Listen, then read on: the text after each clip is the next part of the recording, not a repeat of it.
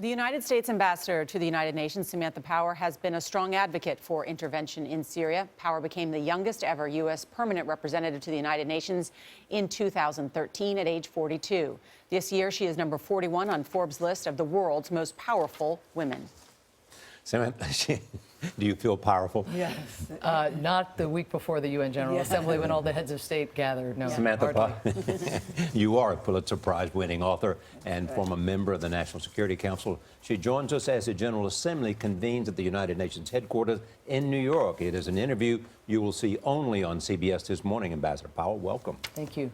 Why has it taken so long for aid to reach the people in Aleppo, in the city of Aleppo, who are desperate? Well, the regime has been very explicit about its tactics in this war: starve or surrender, starve, get bombed, or surrender. And while Russia has done this very important agreement, potentially, with Secretary Kerry, and we are seeking to implement it, we think it can bring about a material difference in the lives of the Syrians, pending a political transition, which, of course, we need to end the war altogether.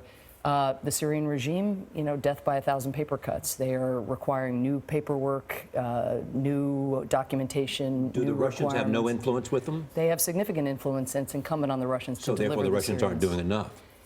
Whether the Russians aren't doing enough or the Syrians aren't listening, we're not getting the results we need on humanitarian access. And in order for the deal to move forward, and it can be a very important deal because it can prevent the regime from flying over opposition areas, can prevent barrel bombing, chemical attacks, the kinds of things we've seen the regime do for so long. It can also turn the Russians to doing what they were supposed to do all along, which was actually fight terrorists instead of civilians.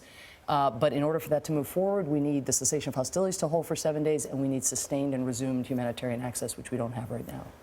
Secretary of State Kerry said that this is, in effect, really the last chance. Do you believe that this is the last chance, this plan?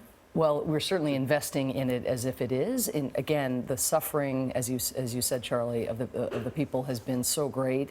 This is a real opportunity. The United States and Russia have been negotiating for months to get into this level of granularity and specificity. But Russia has to deliver a regime that has been so brutal for so long. Is there a difference in the administration between state and defense in terms of how much you can trust the Russians and how much you can share intelligence with the Russians?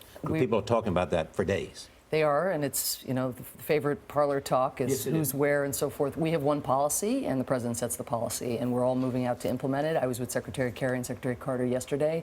We're all on the same page and trying to make this work. Has the policy been a failure by definition because of what's happened in Syria? Well, you can't look at Syria and think that it's a glowing success with all the refugee flow and with terrorist fighters, but it's incumbent on us to take the opportunity that we have here presented to us. Russia is not excited about a quagmire in Syria either. There is a terrorist problem that can unite people if we really focus on it, and we've just got to take this opportunity and drive it home. And if all we do is cease hostilities and get food to people, that's a better week than last week. And so we've got to, again, focus on making incremental progress to ultimately bring about the political transition. Ambassador, Charlie mentioned that you're a Pulitzer Prize-winning author. That book that you won that Pulitzer for, you posed a question in the face of mass atrocities. You said, why does the United States stand so idly by? Back then, you said it was essentially American officials chose not to intervene. Don't you believe that's what's happening again today in Syria? Well, Syria is a very complex picture. There are thousands of armed groups. The question, again, of what military intervention would achieve, where you would do it, how you would do it in a way where the terrorists wouldn't be the ones to take advantage of it has been extremely challenging. But the idea that we have not been, quote, doing anything on Syria, I think, is absurd. We've done everything short of waging war against the Assad regime. And we are, I should note, having significant success against ISIL on the ground, which is of great importance to the American people. And President Obama is going to make a big announcement about refugees in the coming days, correct? Well, next week, when the heads of state gather, the United States and the president are doing what he does very well at these heads of state gathering, which is leveraging what the U.S. does to get other countries to step up. So he's convening a summit where each country that gathers will be making new and significant pledges on funding humanitarian assistance so that refugees don't have to leave the region, but also in actually taking more refugees within each country's own borders. May I turn to North Korea? The Secretary General of the United Nations, Ban Ki-moon, said it is urgent to do something.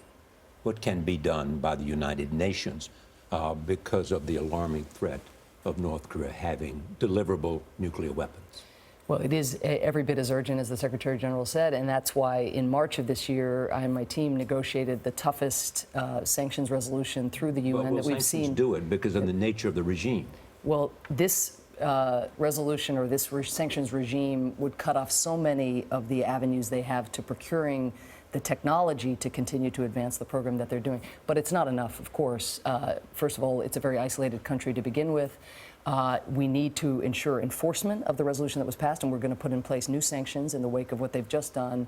But we need China, which is has the most leverage over North Korea, and not infinite leverage, because North Korea is a very difficult nut to crack, but to use its influence to get North Korea back to the negotiating table. Because like with anything, sanctions changes your calculus over time, impedes your ability to get the technology you need to do bad things, but fundamentally it's going to be political talks that get them to give up their nuclear program. And we need China to really turn the heat up, and that includes by closing all loopholes in the sanctions regime that exists. All right, Ambassador Power, always good to have you at the table. Thank you. Thanks for having me.